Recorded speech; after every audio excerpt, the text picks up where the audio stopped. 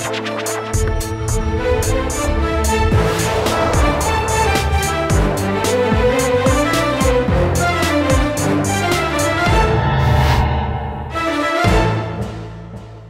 वालेकुम। आप प्रोग्राम आखिर क्यों देख रहे हैं और मैं हमजा जावेद हूँ। नाज़रीन, बुक्कनवाल गांव में मौजूद हैं, जहां से हमने 2 से 3 हफ्ते पहले रिपोर्टिंग की। आपको बताया कि किस तरह से रूडा ने इस पूरे इलाके को प्रोटेक्ट किया।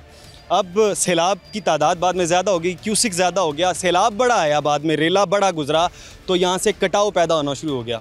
ये शायद एक्सपेक्टेड नहीं था और शायद बुक्कनवाल गांव के बहुत आगे तक जा सकता था ये तमाम का तमाम सैलाब, लेकिन रूडा ने यहाँ पर आके आवाम को प्रोटेक्ट भी किया। लेकिन साथ ही साथ जो नई चीज़ ऐड की गई, रूडा ने आवाम के लिए इमदादी सरगर्मियों का आगाज़ किया। फंड्स मौजूद नहीं थे, लेकिन बाहर से डोनर्स को एंगेज किया गया और वो तमाम के तमाम लोग जो कि डोनर्स थे वो यहाँ पर आके ऑन ग्राउंड लोगों की मदद कर रहे हैं और लोगों की मदद के साथ साथ लोगों को साथ साथ गाइड भी कर रहे हैं कि किस तरह से हम आपकी मदद कर सकते हैं, किस तरह से हम आपके साथ इंगेज ज़्यादा हो सकते हैं। आप हमारी हेल्प करें, हम आपकी हेल्प करेंगे, हम आपके पूरे गांव को यहाँ पर प्रोटेक्ट करेंगे।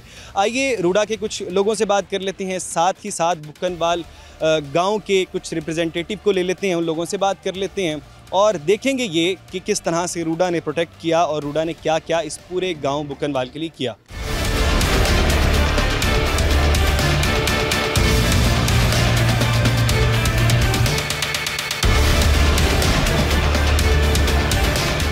जी तो नाजरीन, हमारे साथ डायरेक्टर गवर्नमेंट रिलेशन अशर अब्बास साहब मौजूद हैं, इनसे बात करते हैं। अस्सलाम वालेकुम। वालेकुम जी। अशर साहब कैसे हैं आप? ठीक हैं जी, बिल्कुल ठीक ठाक जी। अच्छा, ये बताइएगा, पहले तो रूडा को हमने देखा कि गांव सेव करते हुए जा रहे थे, लेकिन रूडा की नई एक्टिविटी देखने को मिली है कि जिन लोगों को सेव किया उनमें से कुछ लोग मुतासिरीन हैं और मुतासिरीन तक खाना भी पहुँचा रहे हैं, डेली एसेंशियल्स की चीज़ें भी पहुँचा रहे हैं।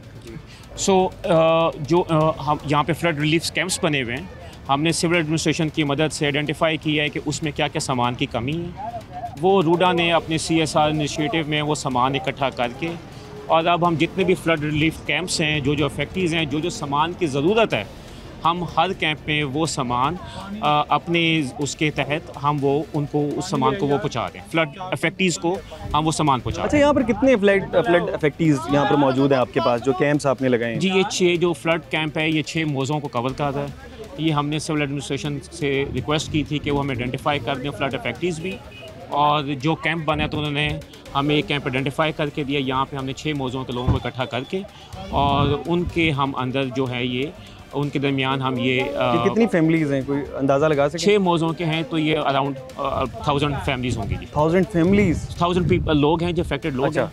और तो उनके दरमियान हम जो उनको चीज़ें चाहिए, ऑलरेडी यहाँ पे हेल्थ डिपार्टमेंट भी है, जो जानवरों का है वो भी है, चीफ मिनिस्टर का क्लिनिक ऑन व्हील्स भी है। तो रूडा ने भी इसमें इनको जो बेडिंग, नेट, जो चीज़ें चाहिए थी, हम वो भी डिस्ट्रीब्यूट करें। अच्छा अशर साहब, हमने ये देखा कि बहुत जगह पर कंप्लेन आई, कुछ लोग अफेक्टीज़ नहीं थे जी। और वो भी पार्ट बन गए इनका, ताकि आपको पता है पाकिस्तान के अंदर बहुत से लोग शामिल हो जाते हैं कि हमें भी किस तरह से मदद मिल जाए। बहुत से लोग बहरूपिये भी आ जाते हैं। आपने किस तरह से इंश्योर किया कि ये सारे अफेक्टीज़ हैं? हम जी इसीलिए बिल्कुल रिवर बैंक पे आए हैं, उन गाँव में गए हैं, उस जगह पे गए हैं जहाँ पे बिल्कुल फ्लड अफेक्टेड, जहाँ पे पानी आ चुका था, जहाँ से पानी ने रिसीड की है। तो हम बिल्कुल उस जगह पे गए हैं, उन लोगों को हमने खुद सिविल एडमिनिस्ट्रेशन की मदद से आइडेंटिफाई करके और हम उन तक सामान पहुँचा रहे हैं। अच्छा, और क्या क्या चीज़ें हैं जो कि आपने उनको इसमें जी तकिए, कंबल, नेट्स और गर्म कपड़े और जो चीज़ें हमें आइडेंटिफाई, हमने इन लोगों को जो ज़रूरियात थी हमने वो इकट्ठा करके और हम वो लेके आए। अच्छा, वैसे मेडिकल के हवाले से हमने यहाँ पर देखा चीफ मिनिस्टर का क्लिनिक ऑन व्हील यहाँ पर मौजूद है, तो यहाँ पर किस किस्म की बीमारियाँ यहाँ पर फैल रही हैं? जी, जो हमें हेल्थ डिपार्टमेंट से पता चला है वो यहाँ पे क्योंकि पानी था तो स्टमक रिलेटेड इश्यूज़ ज़्यादा हैं।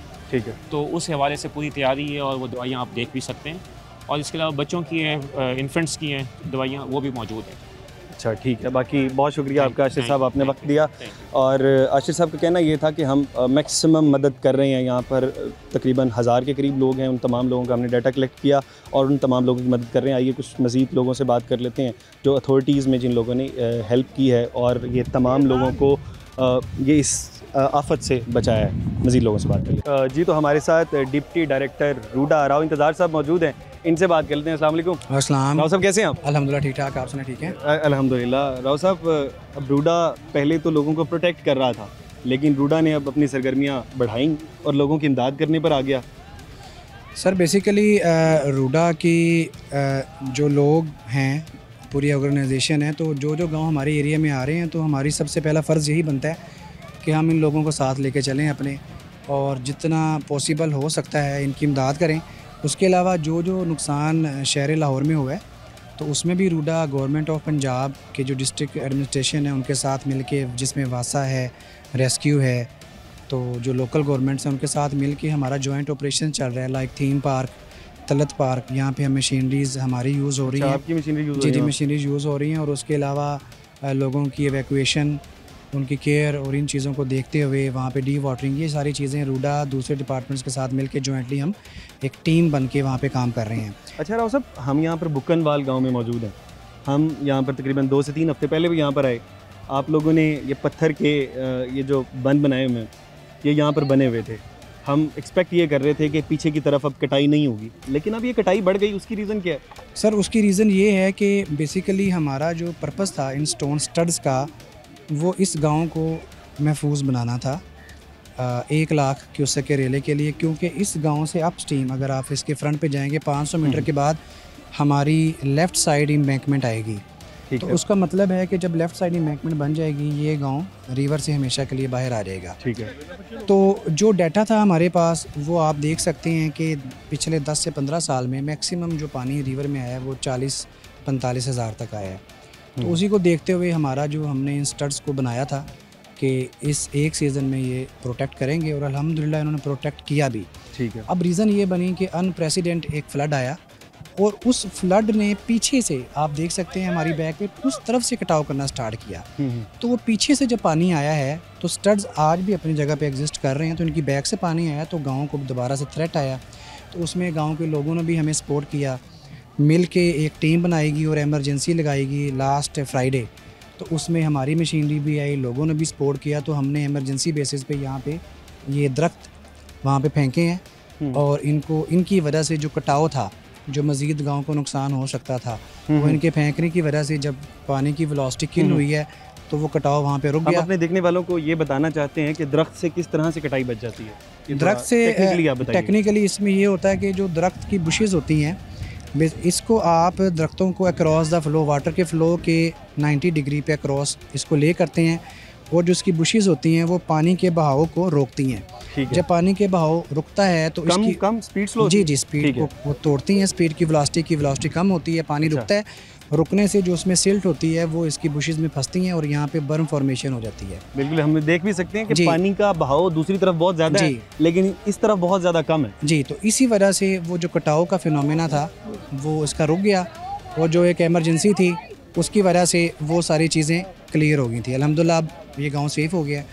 तो अगले साल हमारी एम्बैंकमेंट वैसे ही इनके सामने बन जाएगी, और ये हमेशा के लिए अच्छा, कब तक ये सारा पानी यहाँ से इवैक्यूएट हो जाएगा, निकल जाएगा यहाँ से? सर ये इवैक्यूएट नहीं, बेसिकली रिवर क्रीक है, तो यहाँ पे पानी चलेगा। अभी 30,000 क्यूसेक चल रहा है। अक्टूबर ऐसे चलता रहेगा, ऐसे चलता रहेगा। अक्टूबर या नवंबर में जब इसका पानी का फ़्लो 5 या 6 हज़ार आएगा, तो ये पानी काफ़ी एक छोटी सी क्रीक में आ जाएगा, और तब तक हम अपना बंद बना चुके होंगे इंशाल्लाह। क्या ये जगह रावी को दे दी गई है? सर ये जगह मुख्तलिफ लोगों की भी है, रूडा की भी है, मुश्तरका जगह है काफ़ी लोगों की। ठीक है। तो इसमें लैंड प्रोक्योरमेंट भी इन प्रोग्रेस है, और रिवर के बीच में जो जगह है वो रूडा के पास है एम्बैंकमेंट बनाने के लिए। तो वो लोगों के तामन के साथ, जैसा कि अभी फ्लड आया है, तो उसके बाद गवर्नमेंट का भी यही लाया अमल है कि लोगों को हम साथ लेके चलेंगे, और 1 किलोमीटर की जो विड्थ है, डिज़ाइन बेड विड्थ, उसको क्लियर करेंगे। क्योंकि ये करने से जो इस साल नुकसान हुआ है लोगों का फ्लड से, उससे हम हमेशा के लिए बच जाएंगे। तो गवर्नमेंट का जो लाया अमल है, उनकी जो इस वक्त फ़र्स्ट इंटेंशन है to protect the city of Lahore from future floods for ever. अगला सवाल भी मेरा ये था कि रूडा को बनाया इसलिए गया कि सैलाब और इस तरह की आफात से लाहौर को बचाया जा सके। जी, अब कब तक ऐसा ही होता रहेगा? कब तक लाहौर या इससे मुल्हिका जितने इलाके हैं वो हर साल सैलाब आता है, या हर 8-10 साल बाद सैलाब आता है, और वो लोग फिर इसका शिकार हो जाते हैं? सर जैसा कि आपको पता है कि रूडा का फ़र्स्ट पर्पज़ ही ये है कि लोगों को प्रोटेक्ट करना है 46 किलोमीटर की लेंथ में, जो कि लाहौर शहर में है। तो इस फ्लड आने से काफ़ी लोगों को भी आगाही हुई है कि अगर हम अपने रिवर बेड में आबादियाँ बनाएंगे, जैसा कि आगे शहर में जो आपका शाहदरा है, फ़रखाबाद है, ये वो इलाके हैं जो दरिया के बेड में हैं। ठीक है। और उन्हीं को नुकसान हुआ है। तो ये गवर्नमेंट को भी इस चीज़ की क्लियरेंस हुई है कि जब तक हम 1 किलोमीटर बेड क्लियर नहीं करेंगे तो इन फ्यूचर हमें ऐसे ही फ्लड डैमेज करता रहेगा। ठीक है, यानी कुछ जगह रावी को देनी पड़ेगी। जी जी, इंशाल्लाह वो गवर्नमेंट के तावन से, लोगों के तावन से वो करेंगे, क्योंकि इस पुश्ते का बनना, बंद का बनना लोगों की हिफाजत की ज़मानत है। तो उसमें लोगों का भी कंट्रीब्यूशन होगा, गवर्नमेंट का भी होगा, और हमेशा के लिए हम शहर लाहौर को बचाएंगे। अच्छा, इस तरह से है, यानी आप कह ही रहे हैं अगर रावी को उसकी जगह दे दी तो रावी आपकी जगह नहीं लेगा। जी एग्जैक्टली, बिल्कुल इस तरह से। अच्छा, ये बताइएगा कि आपका काम कब तक कंप्लीट हो जाएगा, ये रूडा जो अपना पूरा सर, हमारा 40 किलोमीटर का हमारा प्रोजेक्ट जो बना रहे अभी गवर्नमेंट की तरफ से इंस्ट्रक्शंस हमें इशू की गई हैं वो 3 साल की हैं। ओके। कि विद इन 3 ईयर्स हम इंशाल्लाह with good planning properly execute करेंगे, डिफरेंट पोर्शंस में काम करके क्वालिटी को मेंटेन करते हुए हम अपना 46 किलोमीटर कंप्लीट करेंगे। अच्छा, आप ये पूरे इलाके को आप देख रहे हैं, दरिया वाला सारा काम आप देख रहे हैं, आप ये बताइएगा अब तक यहाँ पर गवर्नमेंट की तरफ से कितना खर्चा आ चुका है? सर बेसिकली हर जो पैकेज होता है उसका एक अलहदा से कॉस्टिंग होती है, depending upon the conditions, depending upon the availability of materials, तो वो डिफरेंट अमाउंट्स हैं। तो पर किलोमीटर हमारा 50 से 60 करोड़ का खर्चा आता है। सिर्फ लोगों को प्रोटेक्ट करने के लिए 50 से 60 करोड़ रुपया? जी, क्योंकि हमारा डिज़ाइन 6 लाख क्यूसिक डिस्चार्ज के अगेंस्ट है। तो अभी जब 2,20,000 क्यूसिक आया था, जहाँ पे हमारी इमेकमेंट कंप्लीट है, वहाँ पे पानी 10-10 फुट नीचे रहा है और सेफली पास किया है, जिसकी वजह से हमने बहुत सारे गाँव पर किलोमीटर नहीं लगाएंगे तो अरबों रुपए जाएंगे बाद में, और जानी नुकसान भी होगा। जानी नुकसान भी हो सकता है और अरबों का नुकसान हो सकता है। राव साहब बहुत शुक्रिया आपका। राव साहब का कहना ये था कि अगर आप रावी को जगह नहीं देंगे तो रावी कल को जाके आपकी जगह ले लेगा। यहाँ पर एक छोटा सा ब्रेक ले लेते हैं और ब्रेक के बाद मज़ीद लोगों से बात कर लेते हैं।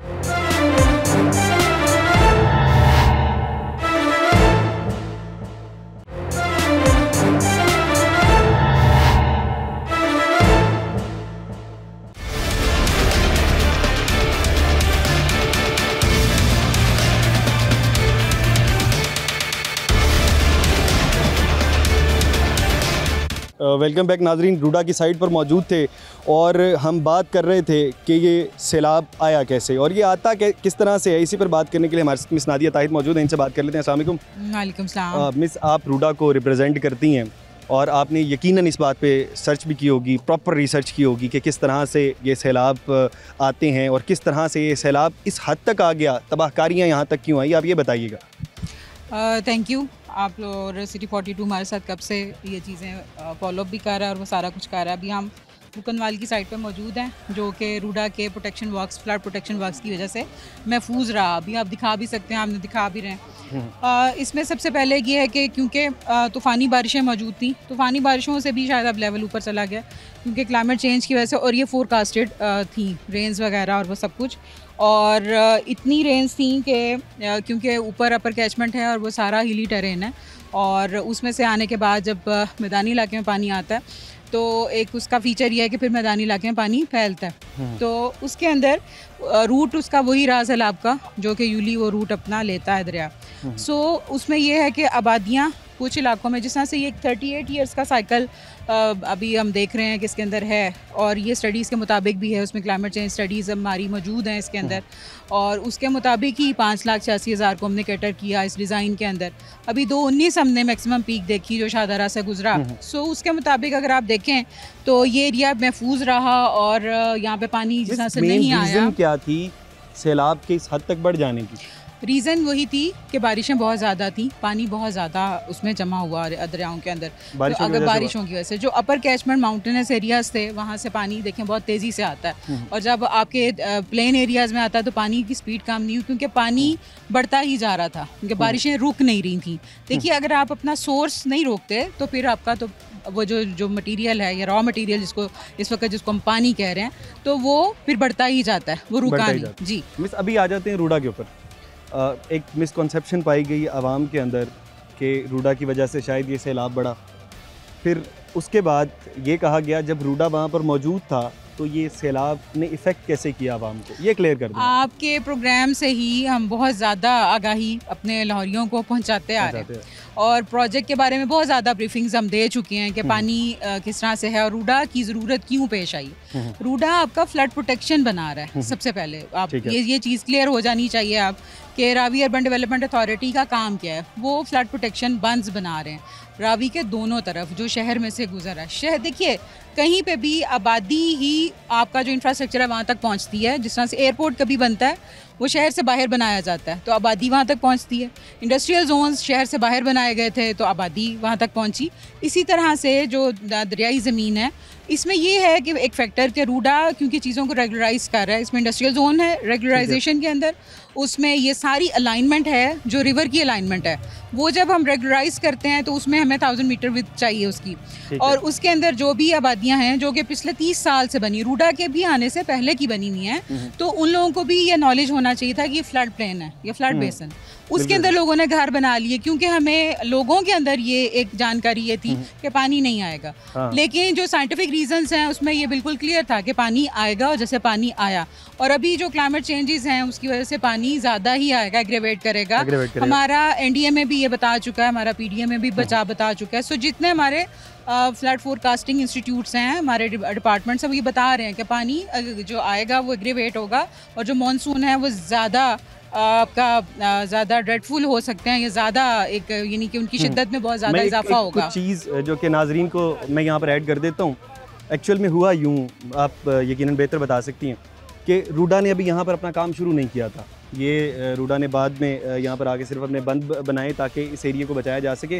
रूडा ने जहाँ जहाँ पर अपना काम किया वहाँ पर सैलाब का खतरा भी बाहर नहीं निकला। ये बात दुरुस्त है? इसी तरह जी ऐसे ही है, बिल्कुल और ऐसे ही है। ये एरिया इस तरह का था जहाँ पर एक्सपेक्ट नहीं किया जा रहा था कि इस हद तक सैलाब आ जाएगा और सैलाब ज़्यादा हो गया तो शायद ये थोड़ा सा इफेक्ट कर गया। और अगर रूडा ना होता तो शायद ये पूरा का पूरा गाँव आज हमें नज़र ना आ रहा। जी बिल्कुल बिल्कुल ऐसे ही है, बिल्कुल ऐसे ही है कि जहाँ पे इमदाद दी जा सकी, जहाँ पे टेम्प्रेरी जो बंद हैं वो बनाए जा सकते थे वहाँ पे बनाए गए, वहाँ पे आबादी को बचाया गया लोकल एडमिनिस्ट्रेशन के साथ, सिविल एडमिनिस्ट्रेशन के साथ, डिपार्टमेंट्स के साथ मिल के। और उसमें फिर जहाँ पे पानी इकट्ठा हुआ जिन जगहों पे वहाँ पे डी वाटरिंग की गई, जो रूडा की जुरिस्डिक्शन थी वहाँ पे सारे डी वाटरिंग पम्प्स लगाए गए और वहाँ पर वासा के साथ सारा ये एक्टिविटी की गई।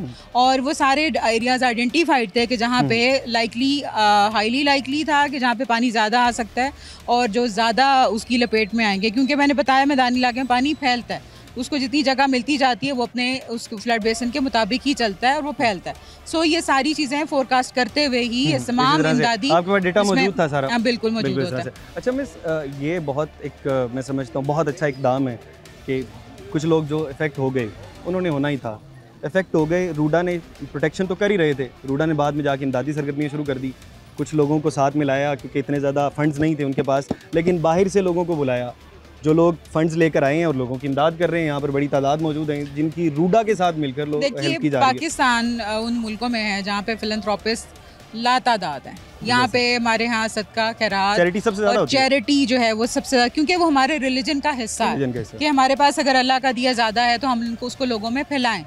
लेकिन उसके साथ साथ अगर आप गवर्नमेंट की बात करते हैं तो उसमें अर्ली वार्निंग सिस्टम्स और जो गवर्नमेंट की तरफ से प्रिपेयर्डनेस है वो बहुत अच्छी थी इस दफ़ा के लोगों को मैक्सिमम को इवैक्यूएट किया गया कि जो बह सकते थे, जो गाँव के गाँव खाली करवाए गए और वहाँ पे टाइमली वहाँ पे पहुँचा गया और मशीनरी वहाँ तक गई और वहाँ तक सारी वो जो ट्रांसपोर्ट है उनको दी गई, जिस तरह से कश्तियाँ वगैरह और जहाँ आगे जहाँ पे उनको खेमे लगाए गए वही उनके इदारों के साथ ही हमारी तमाम चीज़ें साथ साथ रहीं और जितने लॉजिस्टिक्स थे वो रूडा उनको प्रोवाइड करता रहा। सो ये एक बड़ा मेकैनिज़म होता है, थोड़ा कॉम्प्लिकेट होता है। सो उसमें तमाम जितनी जिम्मेदारी रूडा अपनी थी उसकी वो पूरी की गई और ये रूडा ने खुद का अपना फ़र्ज समझा कि लोगों की प्रोटेक्शन फर्स्ट रखें। जी बिल्कुल जाहिर बात है, बिल्कुल जाहिर बात है कि जहाँ पे अनाउंसमेंट्स थी गाँव के अंदर वहाँ पे हमारी टीम्स मौजूद रहीं, उन्होंने अनाउंसमेंट्स भी करवाई।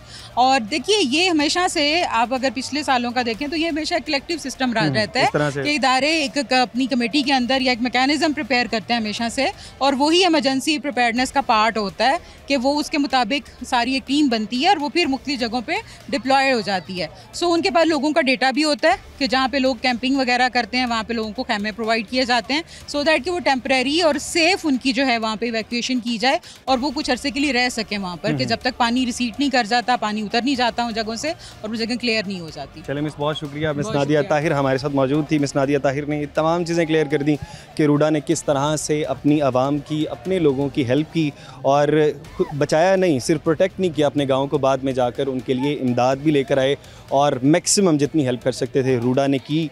अपने फ़ंड से नहीं कर सकते तो बाहर से लोगों को मिलाया, बाहर से डोनर्स पकड़े और लोगों की हेल्प की। बहरहाल एक छोटा सा ब्रेक कर लेते हैं और ब्रेक के बाद दोबारा आएंगे और कुछ और लोगों से बात कर लेते हैं।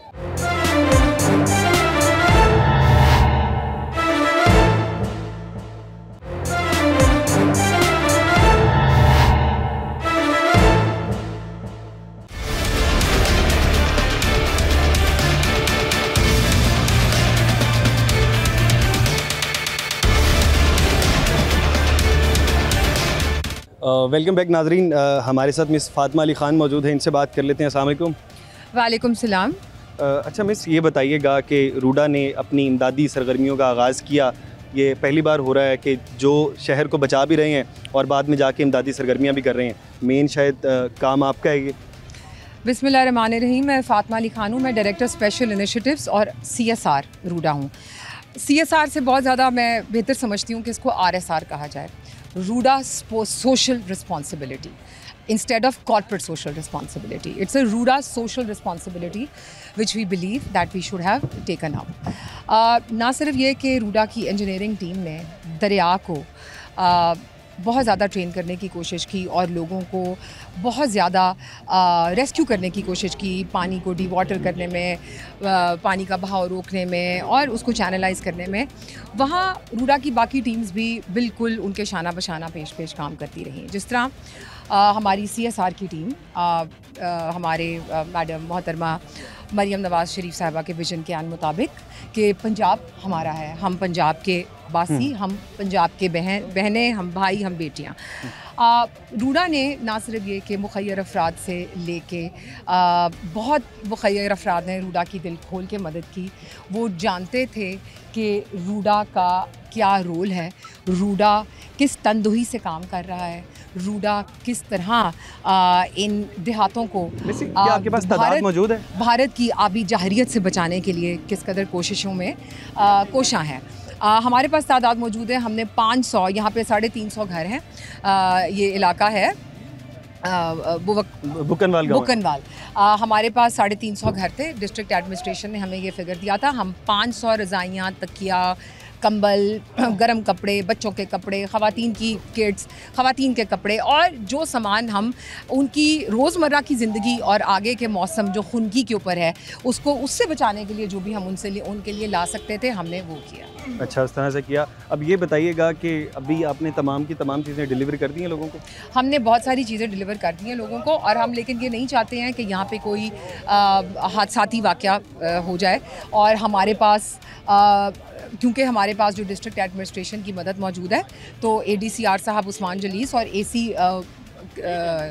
जो ये एरिया के हैं बुकनवाल, उनके AC ने हमसे कहा है कि वो हमारे साथ ताउन करेंगे और उन्होंने सबको ये चीज़ें डिस्ट्रीब्यूट हमारे सामने कर दी। इंतज़ामी मामला सारे इंतज़ामी मामला AC साहब देख रहे हैं, DCR साहब देख रहे हैं और DC शेखुपुरा शाहिद मार साहब देख रहे हैं। चले मिस फातिमा, आपका बहुत शुक्रिया। जी तो नाजरीन, हमारे साथ मिस फातिमा अली ख़ान साहिबा मौजूद थी, जो कि मिस फातिमा अली ख़ान साहिबा हमें बता रही थी कि रूडा ने किस तरह से आवाम की इमदाद भी की और उसके अलावा किस तरह से इस पूरे गांव को प्रोटेक्ट किया। बाकी बहरहाल ये इमदादी सामान इस ट्रक्स में मौजूद है, ये वो तमाम सामान जो कि इस गांव वालों के लिए लेकर आए। बहुत सा सामान बांट दिया गया, बहुत से सामान को आगे बांटा जाएगा। ये वो सारा का सारा सामान है, इसके अंदर तकिए भी मौजूद हैं, इसके अलावा रोज़मर्रा की अशिया बहुत सी मौजूद है, इसके अलावा खाने की बहुत सी चीज़ें मौजूद हैं। ये तमाम चीज़ें इस पूरे बुकनवाल गाँव के लिए यहाँ पर लाई गई। यहाँ पर एक छोटा सा ब्रेक ले लेते हैं और ब्रेक के बाद हम आते हैं और मज़ीद लोगों से बात कर लेते हैं।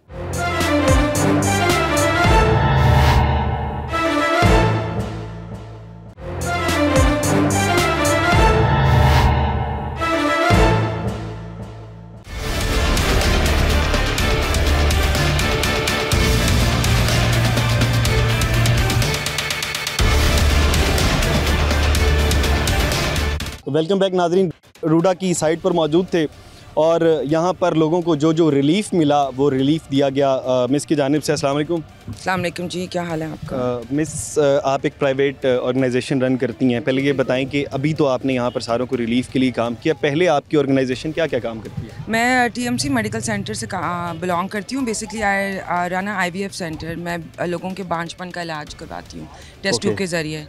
तो उस ऑर्गेनाइजेशन के ज़रिए मैंने फ़ंड्स इकट्ठे किए अपने दोस्तों से, अपने लोगों से, रिस्पेक्टेबल कम्युनिटी से जो ऑब्वियसली मुझे ट्रस्ट करते थे। उन्होंने मुझे फ़ंड्स भेजे। हमने तो बेसिक एसेंशियल्स जो हैं, बेसिकली टेंट्स और कपड़े, क्विल्ट, तकिए, जो भी हमें लगा कि जो सिविल एविएशन के साथ जो हमें लगा कि उनको ज़रूरियात की डेली एसेंशियल्स हैं, वो हमने उनके लिए मुयस्सर किए हैं। ठीक है, जैसे खाने की चीज़ें, राशन, कपड़े, तौलिए और मॉस्कीटो के नेट्स, टेंट्स और क्विल्ट्स, तकिए। ये आपने अपने ऑन पे किए या फिर आपके पास भी पीछे डोनर्स मौजूद हैं? मेरे पास ऑब्वियसली मैंने अपने आप से भी जो हो सकता था, लेकिन मैंने फिर अपने सारे फैमिली, फ्रेंड्स, अपनी कम्युनिटी और जो भी लोग मुझे ट्रस्ट करते थे उनसे फंड्स इकट्ठे किए। लोगों ने मुझे अमेरिका से और दुबई से भी भेजे। अच्छा। तो बेसिकली मेरा सिर्फ एक ही मकसद था, to have a structure by which जिस way I can provide the things directly to the people. और वो मैंने सिविल एविएशन की अथॉरिटी के साथ हेल्प करके I have manage to do that. अच्छा, आपके ज़्यादातर फंड मुल्क से बाहर से हैं? फॉरेन मुल्क से बाहर से भी हैं, यहाँ से भी हैं। ठीक है, मेरे डॉक्टर्स ने पैसे दिए हैं, मेरे जो पेशेंट्स चल रहे हैं उनसे उन्होंने पैसे दिए हैं। मतलब मेरी स्ट्रैटेजी ये थी कि मैंने लोगों को कहा था, आप मुझे 5,000 रुपये भी दे दें तो मेरी एक रज़ाई, एक तकिया और एक मॉर्टिन स्प्रे आ जाएगा। तो लोगों ने मुझे उस तरह हेल्प किया। मतलब मैंने लोगों को ये नहीं कहा कि आप मुझे लाखों दे दें। आप हर इंडिविजुअल अगर मुझे 5,000 भी दे देता है, 10,000 भी दे देता है, जिसके पास जितनी तौफीक है, तो आप यकीन करें हर बंदे ने आके मुझे हेल्प किया। लोगों को मैंने कहा 1300 की सिर्फ एक रज़ाई है, उन्होंने मुझे 1300 रुपये भी दिए। अच्छा, इस तरह से। मिस, जिस साइट पर हम मौजूद हैं, हमारे लिए आना बड़ा मुश्किल था यहाँ पर। आप क्या रोज़ाना की बेस पर यहाँ पर लेकर आती हैं अपने डोनर्स का सामान? नहीं, मैंने आज मतलब मैं पहले भी मैंने विज़िट किया था और आज मैं सिविल एविएशन के साथ यहाँ पहुँची हूँ और मुझे कोई 3.5 घंटे लगे हैं यहाँ पहुँचने में। बहुत लंबा रास्ता है। तो आप खुद क्यों यहाँ पर? आप अपनी टीम को भी तो भेज सकती थी। आप खुद यहाँ पर आप मेरी बात सुनिए, लोगों ने मुझे ट्रस्ट किया है, लोगों ने मुझे बहुत पैसे दिए हैं। ठीक है, it is my responsibility to make sure it is delivered directly to the people involved. अच्छा, तो आपका ये सारा ऑनलाइन सिस्टम भी होगा? बिल्कुल जी, ऑनलाइन, सोशल मीडिया के ऊपर दिखा रहे हैं? बिल्कुल, social media, Facebook, Instagram, every platform. और सबसे बड़ी बात है कि मेरे सारे फ्रेंड्स शेयर कर रहे हैं। जो मेरे फ्रेंड्स इस वक्त दुबई में बैठे हैं वो शेयर कर रहे हैं, वो मेरे लिए कलेक्ट कर रहे हैं। So I think the whole community is coming together. अच्छा, what is the motivation behind that? ये तमाम process, it's a national crisis, we need to help, anybody can help, everybody should help. आप सिर्फ बैठ के ये वेट करें कि जी गवर्नमेंट क्या कर रही है, अगर आपके पास थोड़ी सी भी है तो आप हेल्प करें। अच्छा, कुछ और लोग अगर डोनर्स बनना चाहें, कैसे आपके साथ कनेक्ट कर सकते हैं? मेरे प्लेटफॉर्म पे, TMC medical and IVF centre के प्लेटफॉर्म पे, मेरे पर्सनल पेज पे सारा तनवीर गूगल करें, TMC IVF सेंटर गूगल करें, Instagram, and it's very simple. वो डोनर भी बन सकते हैं और अगर they can be a part of ours. अभी जो हमारे दोस्त दुबई और अमेरिका में बैठे हैं वो हमारा हिस्सा बन गए हैं ना। हमारा तो मकसद एक ही है कि लोगों को हमने हेल्प करनी है ना। तो everybody can help, everybody can help. अच्छा, ये बताइएगा, हेल्प करने के लिए आपके साथ कांटेक्ट कर सकते हैं अगर किसी को नीड है किसी चीज़ की, डेली नीड्स की जो ज़रूरियात होती है, प्लीज़ हमें कांटेक्ट करें।